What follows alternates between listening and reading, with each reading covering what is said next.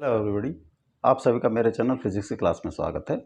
आज हम electrostatic potential and capacitance chapter से नीट 2017 एंड नीट 2018 के क्वेश्चन सॉल्व करेंगे। First question, a capacitor is charged bye A battery, the battery is removed and another identical capacitor is connected in parallel, the total electrostatic energy of resulting system increased by a factor of 4, decreases by a factor of 2, remains constant, remains same, increases by a factor of 2। एक capacitor है,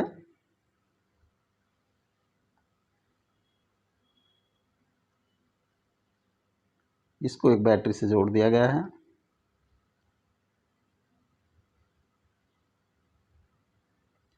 capacitor की capacitance C है और battery के potential V है।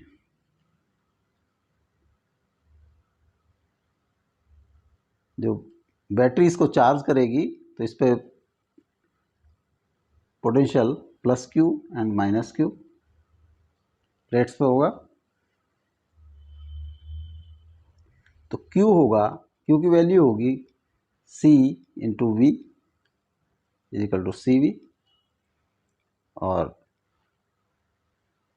Electrostatic energy stored देखिए U is 1/2 CV square. अब इस बैटरी को हटा दिया गया और यहाँ पर एक सेम कैपेसिटी का कैपेसिटर पैरेलल में ऐड कर दिया है।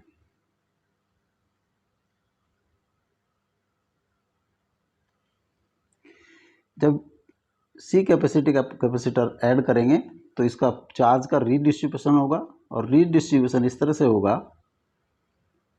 कि potential on both capacitor will be same.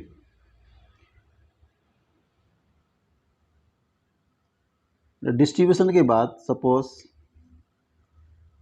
जो इनिशियल कैपेसिटर था उस पर चार्ज Q1 और जो ऐड किया गया उस पर Q2, तो Q1 plus Q2 will be Q और CV।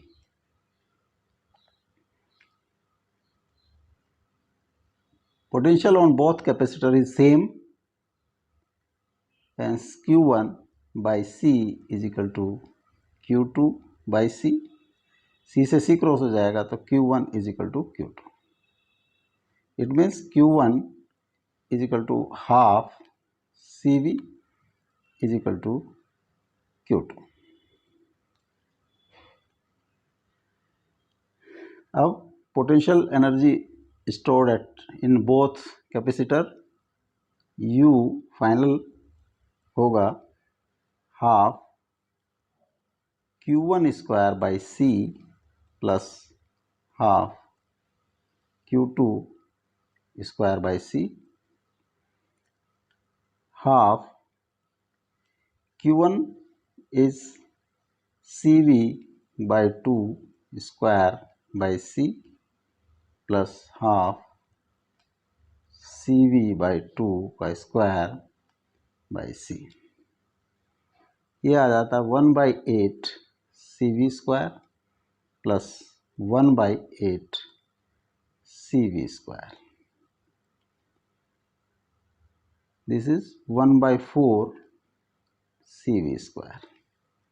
Initial 1/2 CV square.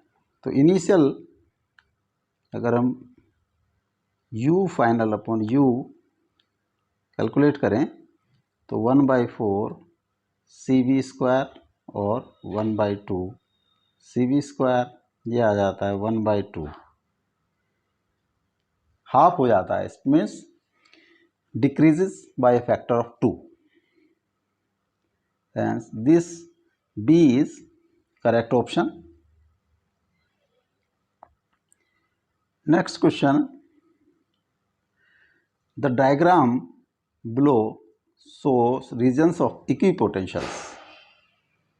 ये इक्विपोटेंशियल ए दिया है, ये 1, 2, 3 एंड 4, यानी 10 वोल्ट का इक्विपोटेंशियल है, 20 वोल्ट एंड 30 वोल्ट और 40 वोल्ट.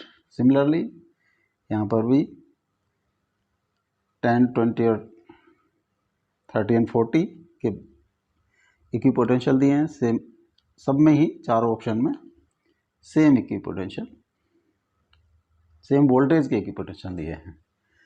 क्वेश्चन है, a positive charge is moved from A to B in each diagram. Maximum, जो इसके ऑप्शन है, maximum work is required to move charge Q in figure C. In all 4 cases the work done is same. Minimum work done is required to move charge Q in figure A. Maximum work is required to move charge in figure B.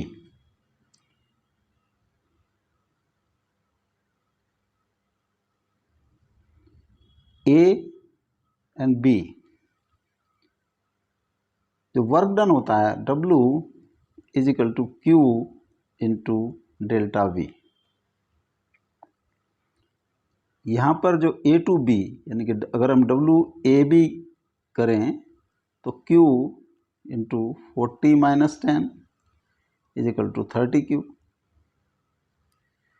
Similarly इसमें भी WAB is equal to 30Q, क्योंकि 40 और 10 का difference करेंगे. Similarly यहाँ पे भी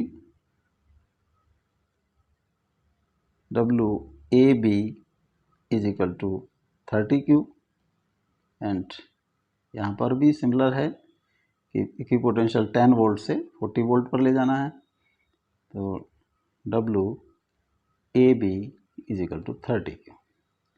इस तरह से सभी में जो वोल्टेज डिफरेंस है A to B is same, hence work done is same. B is correct option. Next, the electrostatic potential, electrostatic force between the metal plates of an isolated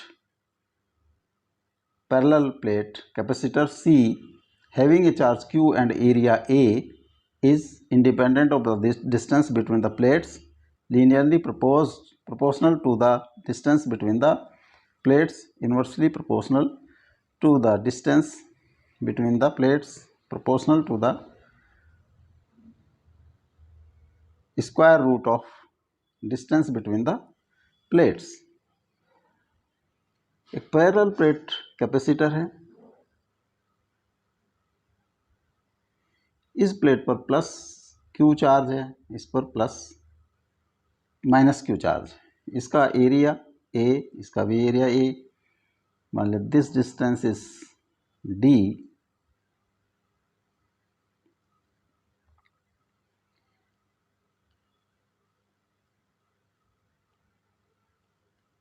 तो electric field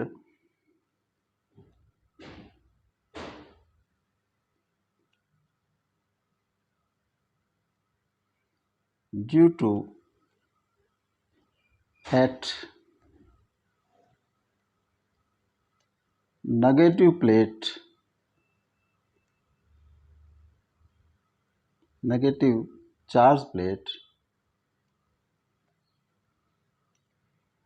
due to positive charge,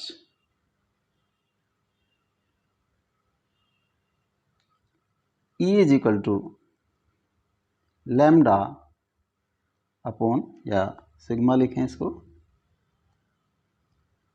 sigma upon 2 epsilon 0. Sigma की value है Q by A 2 epsilon 0, Q upon 2 epsilon 0 A. तो force, attractive force